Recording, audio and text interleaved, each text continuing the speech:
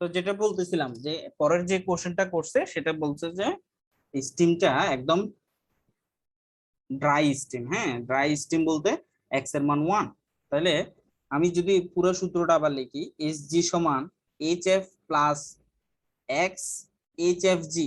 তাহলে এটা যেহেতু এক্স এর মান 1, তাহলে আমরা লিখবো H F plus H F জি। এতটুকু লিখলাম। এই এইচ এফ জিনিসটা আমি এই 720টাকে লিখতে পারবো না। কেন লিখতে পারবো না? কারণ 720টা হচ্ছে 0 ডিগ্রি থেকে 720, একদম 0 ডিগ্রি থেকে 720 এই পর্যন্ত আসতে 720 এনথালপি লাগছে, একদম 0 ডিগ্রি থেকে। বাট আমি পানিটাকে ঢুকেছি কত ডিগ্রিতে? 30 ডিগ্রি। তাহলে আমরা এজ ইউজুয়াল আবার বের করবো T saturated minus T ambient plus H F G. তাহলে T saturate 4.18, T saturated 170.4 minus 30 degree plus H F G. H F G এখানে লেখা যাবে না, কারণ লিন তাপ তো সেম থাকবে, লিন তাপ সেম থাকবে। হ্যাঁ, 2046.5। এখান থেকে আপনি বের করেন কত আসে।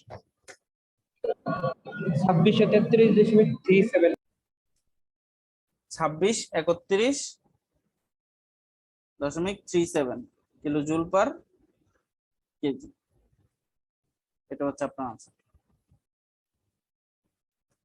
এখন দেখেন তো এই ব্যাপারটা মিলান তো, আপনারাই মিলান, ফিজিক্যালি আপনি এই ব্যাপারটাকে মিলান তো। দেখেন, পানিটাকে যদি 0 ডিগ্রিতে ঢুকাইতেন তাইলে আপনার তাপ লাগতো 2767.4। পানিটাকে যেহেতু 30 ডিগ্রিতে ঢুকাইছেন, তাপ একটু কম লাগছে কিনা? জি ভাই। এই জিনিসটাই আমি বলতে চাচ্ছিলাম। ঠিক আছে, আশা করি বুঝছেন।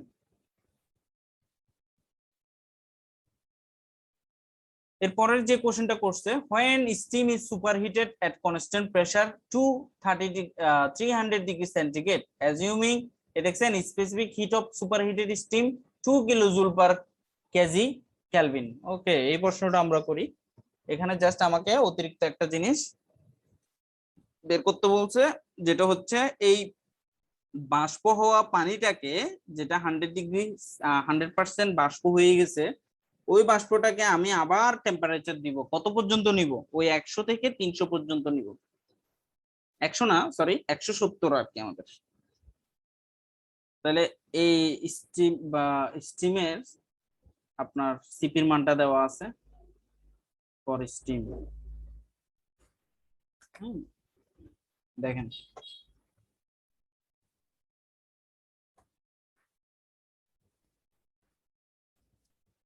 তাহলে আপনি কিন্তু কি করবেন, প্রথমে 30 ডিগ্রি সেন্টিগ্রেডের পানিটা নিলেন, এরপর একে 100% ব্যাপার করলেন, এরপর আপনি আবার সুপারহিটেড করবেন। ওকে, তাহলে এই 30 ডিগ্রি থেকে স্যাচুরেটেড লেভেলে আসার জন্য আমার হিট লাগবে কত? H F. তাহলে এইচ এফ কত হবে? কত লিখবো আমরা? CP del T. তাহলে সিপি কত? 4.18, আর টি স্যাচুরেটেড হচ্ছে 170.4 মাইনাস 30 ডিগ্রি। এখান থেকে আপনি এইচ এফটা পেয়ে যাচ্ছেন।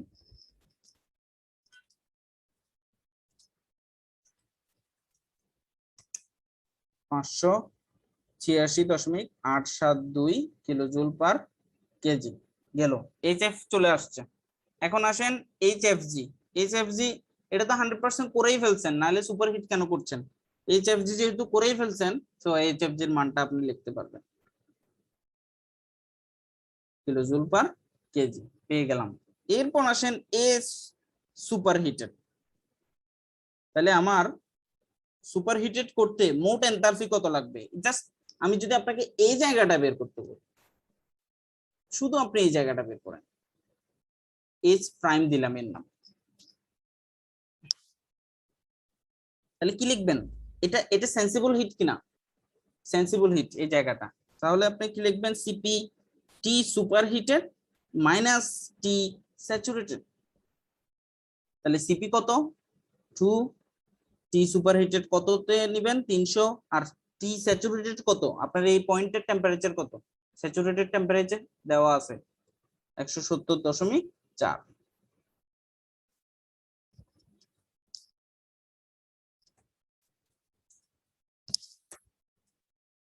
259.2 কিলোজুল পার কেজি। এবার আসেন তো, এইচএফ পেলেন, এইচএফজি পেলেন, এস প্রাইম পেলেন, তাহলে এস সুপারহিটেড কি হবে? HF plus HFG plus H prime. তাহলে এইচএফ কত? 586.872 প্লাস 2046.5 প্লাস 259.2। তিনটা একসাথে যোগ করে দিলে মোট তাপ একদম প্রথম থেকে এই সুপারহিটেড আসতে আপনার মোট তাপটা বের হয়ে আসবে।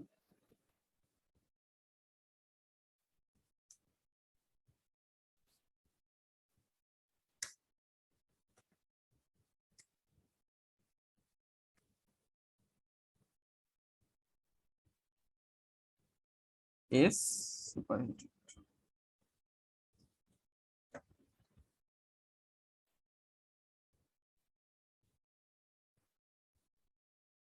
হ্যাঁ, পরবর্তী কোশ্চেন গুলো দেখেন, ওটা আপনারা পারবেন। পরবর্তী কোশ্চেনটা দেখেন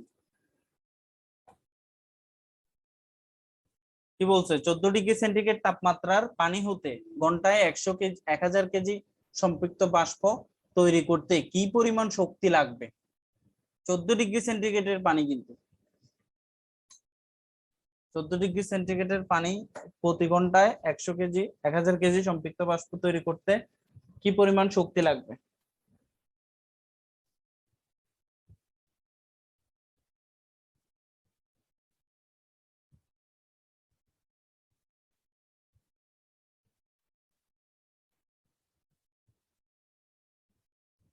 পারবেন?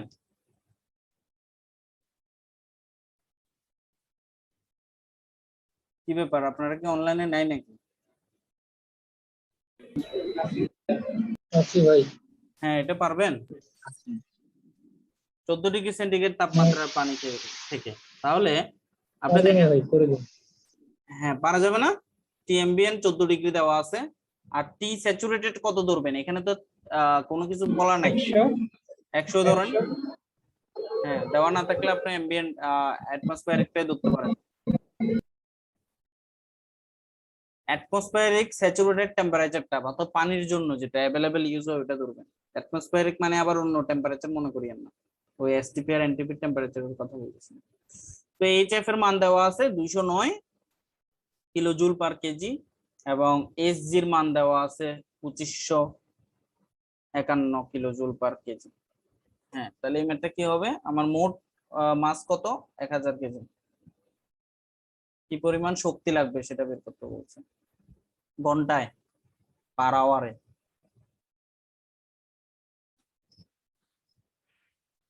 তাহলে কি করবেন? প্রয়োজনীয় তাপ বের করতে হবে, রাইট? আপনি পুরোপুরি বাষ্প করবেন, মানে এক্স এর মান 1। তাহলে এস জি ইকুয়াল, এটা লিখে দেওয়া যাবে ডাইরেক্ট না? লিখে দিতে পারবো এস জি এর মান? এটা পারবো না তো, না? কেন পারবো না? কারণ পানিটা 14° থেকে শুরু। তাহলে এস জি আমাকে এসএফ আগে বের করতে হবে। তাহলে টি saturated minus T ambient plus এইচএফজি, তাহলে 4.18। টি স্যাচুরেটেড হচ্ছে 100 মাইনাস 14 প্লাস এইচএফজি এর মান কত? এমসিপি একসাথে লিখতে পারতাম না? হ্যাঁ হ্যাঁ, এমসিপি টি স্যাচুরেটেড তারপর টি এখানে এমবিএন প্লাস। এখানে হ্যাঁ হ্যাঁ হ্যাঁ, লিখতে পারবেন তো, সমস্যা নেই তো। আপনি এখানে এম গুণ করে দিয়ে আমি পরে গুণ করবো চিন্তা করছি। আচ্ছা, সমস্যা না, আপনি লেখেন। আচ্ছা। এই যে 1000 কেজি লেখেন পার আওয়ারে, তো এটা 3600 দিয়ে গুণ করে আপনি এটাকে, এটার এককটা লেখেন কেজি পার সেকেন্ড লেখেন। আর এখানে এই এককটা কি হবে? কিলোজুল পার কেজি কেলভিন, আর এই এককটা কেলভিন। এইচএফজি কি হবে? এসজি মাইনাস এসএফ কিনা? এইচএফজি রিলেশনটা আমরা দেখছি না প্রথমেই। এসজি মানে কি ছিল? এই জায়গাটাই তো আমার এইচএফজি ছিল, রাইট? তো এইচএফজি মানে কি দেখেন তো, এই এসজি থেকে এইচএফটা বাদ দিলেই তো এই এইচএফজি, এই জিনিসটা আমরা এখানে লিখছি। তো এখানেও কিন্তু 1000 গুণ হবে। হ্যাঁ, এটা তো গুণ হবে, এটা পরে গুণ করাই বেটার আর কি। তো 4.18 ইন্টু 100 মাইনাস 14 প্লাস এইচজি এর মান হচ্ছে 2591 দশমিক মাইনাস 209। এখান থেকে আপনি বের করে ফেলেন আগে তাপ।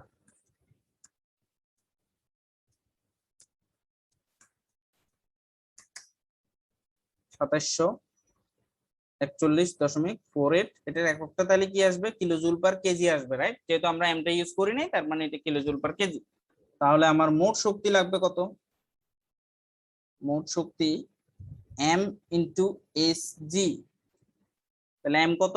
1000 কেজি। তাহলে 1000 ভাগ 3600 দিলে আমার এককটা কি আসে? KG per second. Into enthalpy হচ্ছে 2741.48, এটার এককটা হচ্ছে কিলোজুল পার কেজি। তাহলে কেজি কেজি কাটা, এর এককটা রইলো এখানে কিলোওয়াট। কিলোজুল পার সেকেন্ড মানে কিলোওয়াট।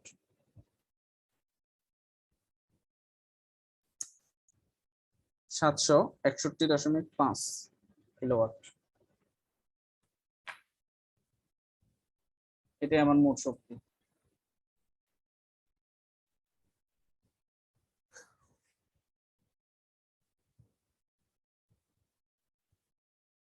এখানে 703 কেমনে আসছে? তো যাই হোক, কথা। হ্যাঁ, তারপরের মেটটা দেখেন। একটি বয়লার কি বলছে? একটি বয়লার ঘন্টায় 14°C তাপমাত্রার পানি থেকে 150°C তাপমাত্রার 2000 কেজি সুপার হিটেড বাষ্প উৎপন্ন করা হচ্ছে। বয়লারটা দিয়ে উৎপন্ন করছেন আপনি। যদি বয়লার চালাতে 2000 কিলোওয়াট শক্তি প্রয়োজন হয়, তবে বয়লারের দক্ষতা নির্ণয় করে।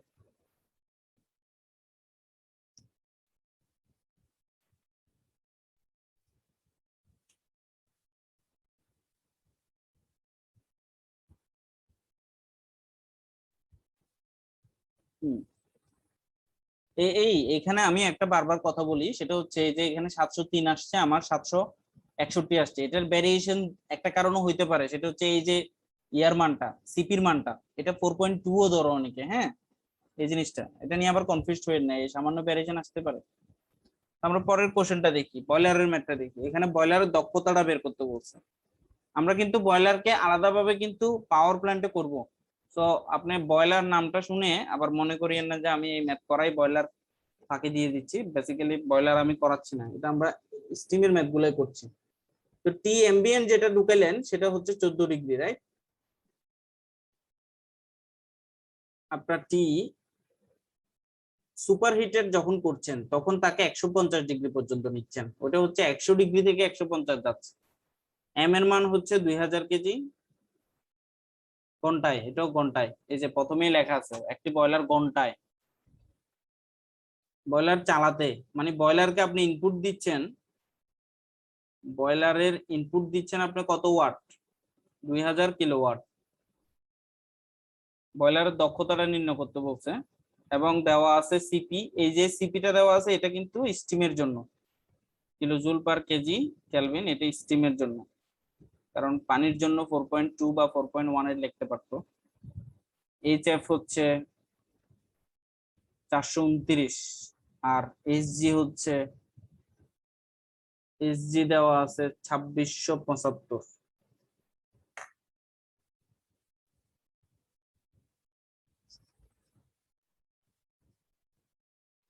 ঠিক আছে, তাহলে আমরা আগে দেখতে হবে না যে বয়লারটা যে তাপ, যে স্টিমটাকে যে সুপার হিটেড করছে তার প্রয়োজনীয় তাপটা কত লাগে, আমরা আগে সেটা বের করব।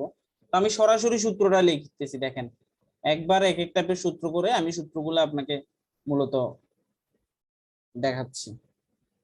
তো এক্স লেখার দরকার নাই, কারণ এটা পুরা তো স্টিম সুপার হিটেড করে ফেলতেছে উল্টো, তো এটা এক্স লেখার দরকার নাই। এইচএফজি লিখলাম plus CP into T superheated minus T saturated,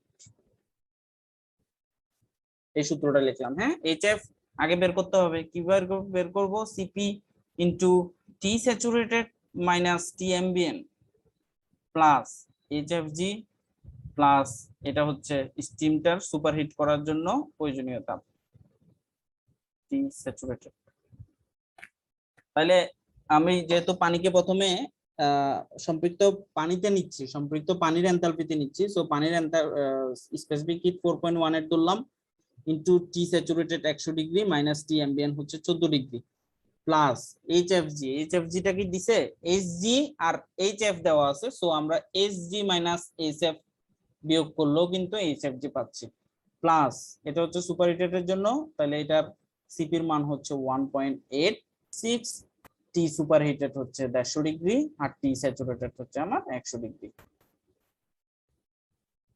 তাহলে 4.18 100 মাইনাস 40 প্লাস এসজি হচ্ছে 2675 মাইনাস 429 প্লাস 1.86 50। এখান থেকে আমরা একটা মোট মান বের করতে পারবো।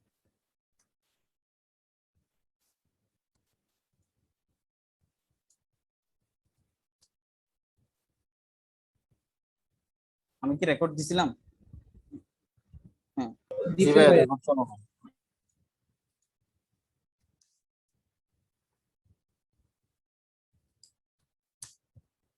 2698 আসছে কিনা?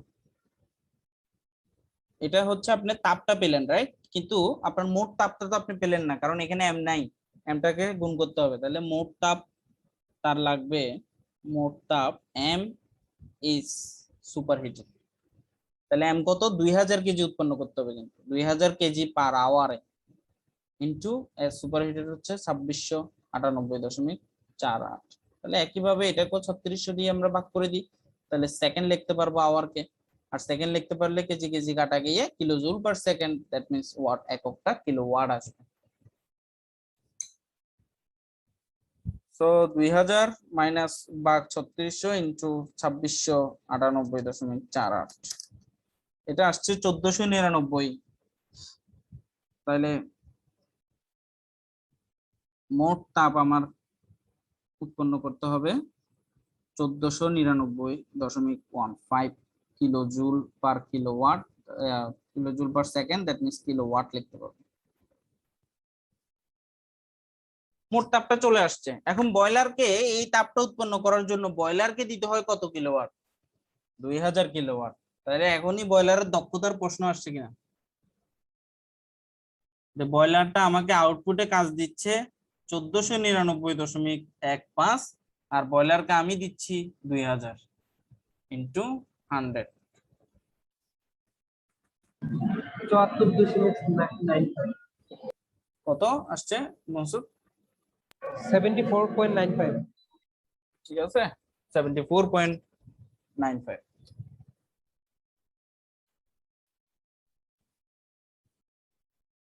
বুঝছেন? পারবেন এই ম্যাথ?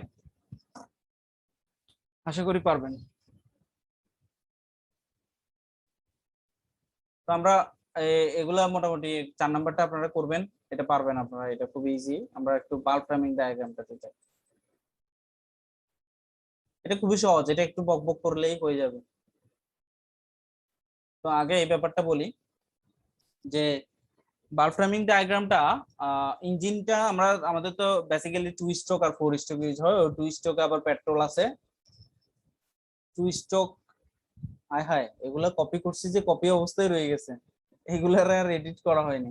আচ্ছা যাই হোক, সমস্যা নাই। এটা পেট্রোল ইঞ্জিন হবে 2 স্ট্রোক, আবার 2 স্ট্রোকের ডিজেল ইঞ্জিন, হ্যাঁ, আবার 4 স্ট্রোকের পেট্রোল ইঞ্জিন, 4 স্ট্রোকের কি ইঞ্জিন?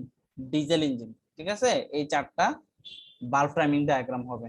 তো বেসিক্যালি 2 স্ট্রোক ইঞ্জিন গুলার, এটার নাম আপনার বাল্ব ফ্রেমিং ডায়াগ্রাম না, হ্যাঁ। 2 স্ট্রোক ইঞ্জিনের বাল্ব ফ্রেমিং ডায়াগ্রামকে আমরা বাল্ব ফ্রেমিং ডায়াগ্রাম বলি আর কি, চিরচারিত ভাবেই বলি, কিন্তু এটার নাম হচ্ছে আসলে বেসিক্যালি পোর্ট ডায়াগ্রাম। হ্যাঁ, পোর্ট, কারণ 2 স্ট্রোক ইঞ্জিনে বাল্ব থাকে না, 2 স্ট্রোক ইঞ্জিনে থাকে কি? Input port, exhaust port, intake port, জি, exhaust port, right? Input port আর আউটপুট পোর্ট ধরা হয়।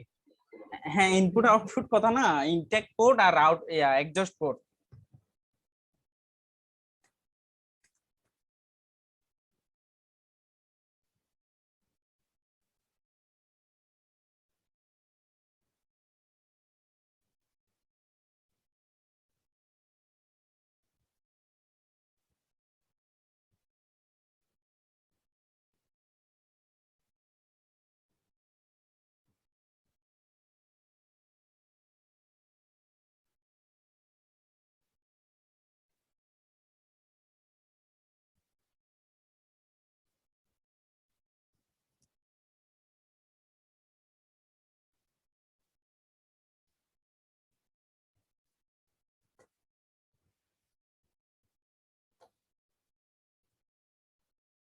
এটা হচ্ছে আমার বেসিক্যালি একটা টু স্ট্রোক ইঞ্জিন। হ্যাঁ, তো এখানে এটার নাম তো আমরা জানি, রাইট? পিস্টন।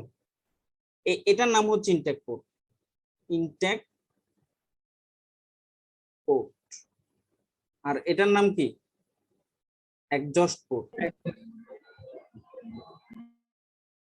আর এটার নাম, এখানে একটা পোর্ট আছে কিন্তু, এই যে এই জায়গাটা খালি না, এই চেম্বারে তো আসতে পারবে এখানে খালি জায়গাটা দিয়ে, তো এই জায়গাটার নাম কি? Transport port.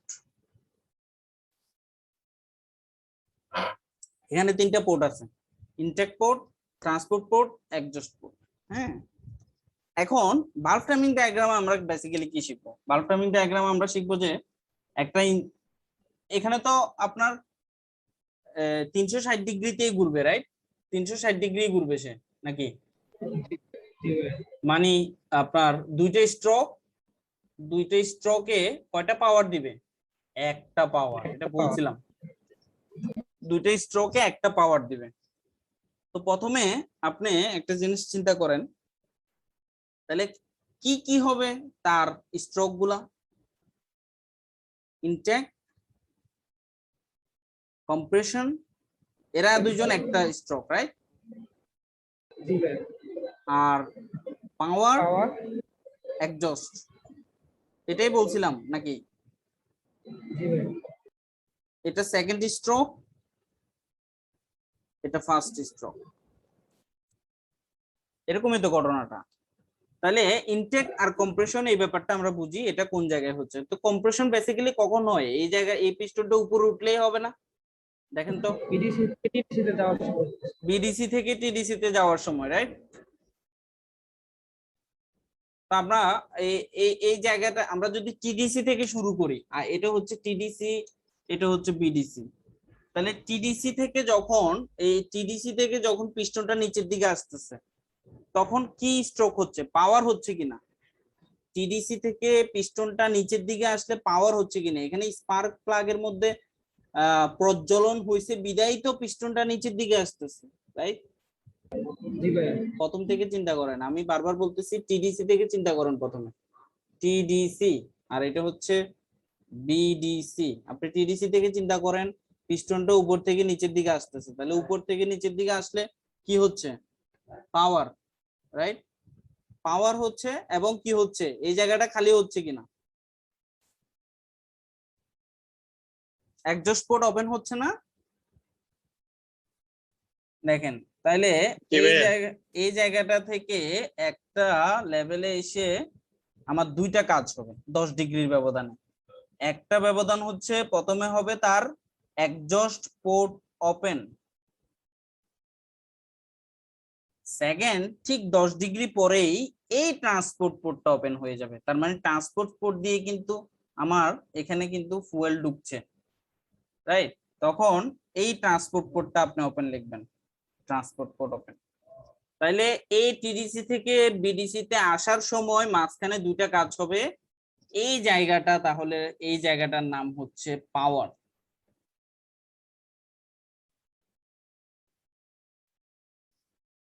এই জায়গাটা ঠিক এই এক্সজস্ট পোর্ট ওপেন হওয়ার আগ পর্যন্ত এর নাম কি থাকবে? পাওয়ার। এক্সজস্ট পোর্ট ওপেন, দেন 10 ডিগ্রি পর, এই ব্যবধানটা হচ্ছে 10 ডিগ্রি। 10 ডিগ্রি পর আপনার ট্রান্সপোর্ট পোর্ট ওপেন হবে, আর এই বিডিসি থেকে ট্রান্সপোর্ট পোর্টের ডিসটেন্সটা হচ্ছে 35 ডিগ্রি। ট্রান্সপোর্ট পোর্টটা ওপেন হওয়ার পর এই যখন একদম নিচে চলে আসবে, হ্যাঁ, তখন কিন্তু আপনার এই ইনটেক পোর্টটা অফ হয়ে যাবে, রাইট? ইনটেক পোর্টটা অফ হয়ে যাবে এবং ট্রান্সপোর্ট পোর্টটা দিয়ে কিন্তু তখন বাতাসটা ঢুকতে থাকবে। তাহলে বাতাসটা ঢুকলো, বিডিসি যখন ক্রস করে আর একটু নিচের দিকে আসলো, এই ইনটেক পাওয়ারটা অফ হয়ে গেল। তো আমরা এবং এক্সজস্ট পোর্টটা ওপেন হয়ে যাবে, অফ হয়ে যাবে। তাহলে ট্রান্সপোর্ট পোর্টটা অফ হয়ে গেল, ক্লোজ, এবং এক্সজস্ট পোর্ট ক্লোজ। দেন তার মধ্যে আবার কি শুরু হবে? এই যে সে একটা লেভেলে যাওয়ার পর, অর্থাৎ এক্সজস্ট পোর্ট এমন একটা লেভেলে চলে গেল যে এক্সজস্ট পোর্টটা অফ হয়ে গেল, এই জায়গাটা খালি থাকবে, এই জায়গাটাতে সে কি করবে? কম্প্রেসড করবে। তাহলে এর পুরো নাম হবে টিডিসি তে যাওয়ার আগ পর্যন্ত কম্প্রেশন।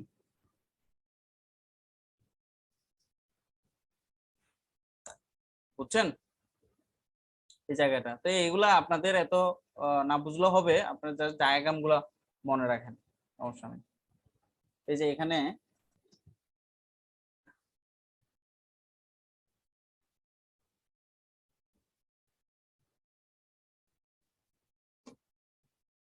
এই যে এই ডায়াগ্রামটাই দেখেন,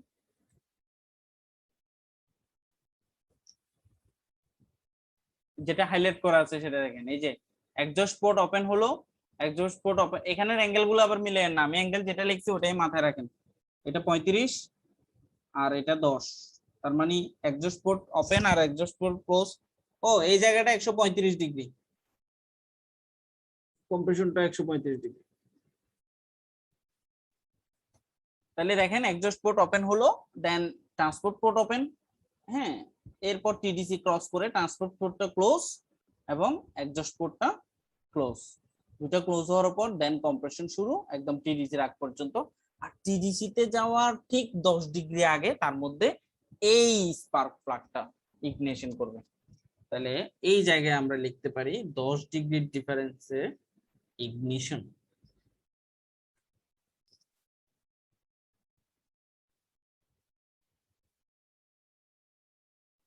ঠিক আছে?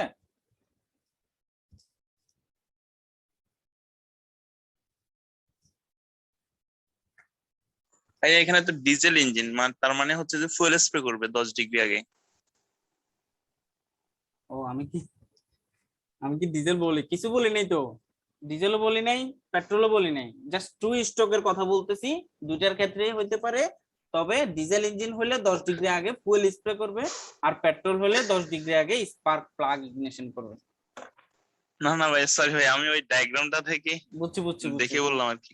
আরে সমস্যা নাই, আমি বুঝছি কি বলতে চাচ্ছি। এখানে আমরা এখন ফোর স্ট্রোকেরটা দেখি। ফোর স্ট্রোকেরটা হচ্ছে দুনিয়ার সোজা একটা স্ট্রোক, ঠিক আছে? এটাতে আমরা কি বলছিলাম যে 720 ডিগ্রি ঘুরলে কয়টা পাওয়ার পাওয়া যাবে? দুইটা পাওয়ার পাওয়া যাবে। একটা পাওয়ার পাওয়া যাবে। ওই কয়টা পাওয়ার? 720 ডিগ্রি ঘুরলে একটা পাওয়ার পাওয়া যাবে। হ্যাঁ হ্যাঁ হ্যাঁ হ্যাঁ, ঠিক আছে, মাথা তো ঠিক আছে, আমার মতো নষ্ট হয়নি তোমার মাথা।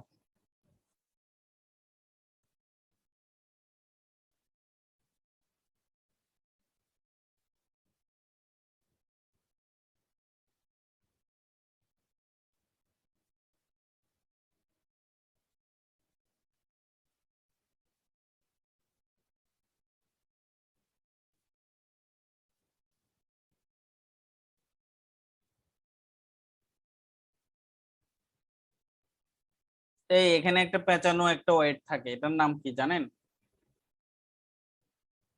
Fan loop. কাউন্টার ওয়েট না? হ্যাঁ, কাউন্টার ওয়েট বলে। ও ফ্যান লুপ। জি ভাইয়া। হ্যাঁ,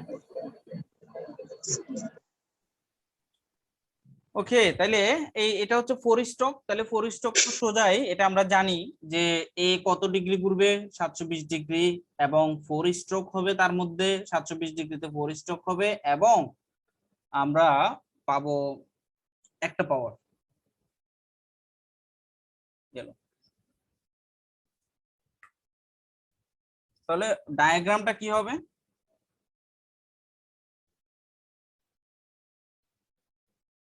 টিডিসি বিডিসি, প্রথমে আমরা ইনটেক ধরি, হ্যাঁ, ইনটেকটা ধরেন, আপনি ইনটেক কোন একটা জায়গা থেকে ধরেন, ইনটেক এখান থেকেই ধরি আমরা।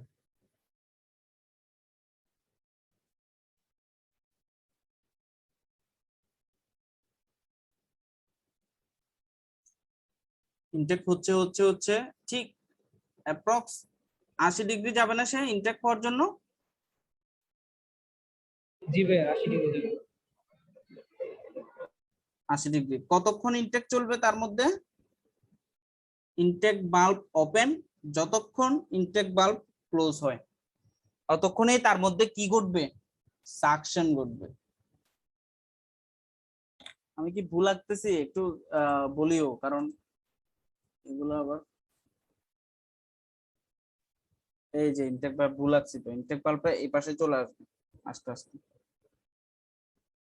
ইনটেক বাল্ব ক্লোজ।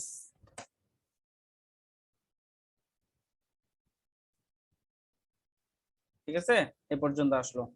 তাহলে এই ইনটেক বাল্ব ওপেন থেকে শুরু করে ইনটেক বাল্ব ক্লোজ পর্যন্ত আমার সাকশন ঘটবে।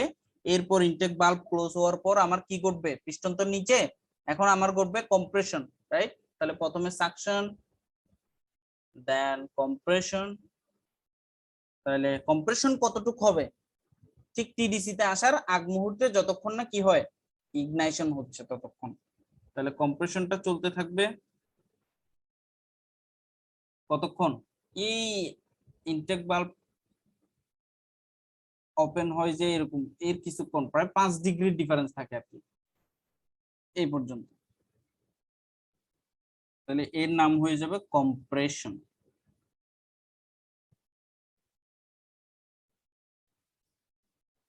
তাহলে এখান থেকে আমার হচ্ছে ইগনাইশন বলেন অথবা ফুয়েল স্প্রে বলেন, এই জায়গাটা পাওয়ার হবে, রাইট? তাহলে এখান থেকে আমরা শুরু করব পাওয়ার। পাওয়ার কতক্ষণ চলবে, যতক্ষণ এক্সজস্ট বাল্ব ওপেন না হয়। তাহলে পাওয়ার চলতেছে চলতেছে চলতেছে, এক্সজস্ট বাল্ব ওপেন হলে, এক্সজস্ট বাল্ব একটু দূরে ওপেন হবে, একটু তাড়াতাড়ি ওপেন হবে, মানে প্রায় অ্যাপ্রক্স 50 ডিগ্রির আগেই ওপেন হয়ে যাবে exhaust bulb open. Exhaust bulb open. তাহলে এক্সজস্ট বাল্ব যদি ওপেন হয়, এখন কি হবে, পিস্টনটা উপরের দিকে উঠবে না, এক্সজস্ট আপনার এটাকে স্ক্যাভেঞ্জিং করার জন্য, এক্সজস্ট ফুয়েল গুলোকে বের করে দেওয়ার জন্য। জি ভাই। হ্যাঁ, তাহলে exhaust bulb open, exhaust bulb goes হবে এরপর। তাহলে এটা ঠিক টিডিসির একটু পরে। তাহলে এক্সজস্ট বাল্ব ওপেন হইলো, হয়ে হয়ে হয়ে টিডিসি থেকে একটু পরে গিয়ে আমার এক্সজস্ট বাল্ব ক্লোজ হলো। এর ডিগ্রিটা আনুমানিক প্রায় 20 ডিগ্রি। তাহলে লাস্টের এই প্রক্রিয়াটার নাম আমার হইতে পারে কত, লাস্টের এই প্রক্রিয়াটার নাম হচ্ছে এক্সজস্ট।